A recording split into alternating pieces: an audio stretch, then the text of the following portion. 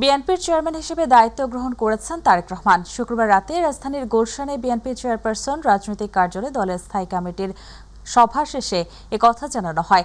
স্থায়ী কমিটির বৈঠক শেষে বিএনপি মহাসচিব মির্জা ফখরুল ইসলাম আলমগীর গুলশান কার্যালয়ের সামনে সাংবাদিকদের বলেন, দলের গঠনতন্ত্রের বিধান অনুসারে ভারপ্রাপ্ত চেয়ারম্যান তারেক রহমানকে বিএনপির চেয়ারম্যানের দায়িত্ব দেওয়া হয়েছে। তারেক রহমানের উত্তরবঙ্গ সফর আপাতত স্থগিত করা হয়েছে বলেও জানান মির্জা ফখরুল। তারেক রহমানের সভাপতিত্বে জাতীয় স্থায়ী কমিটির জরুরি সভা অনুষ্ঠিত হয়েছে।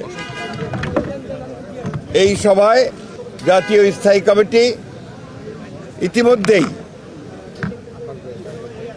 আমাদের দলের গঠনতন্ত্র অনুযায়ী দলের ভারপ্রাপ্ত চেয়ারম্যান জনাব তারেক রহমান চেয়ারম্যানের দায়িত্ব গ্রহণ করায় সন্তোষ প্রকাশ করেছে।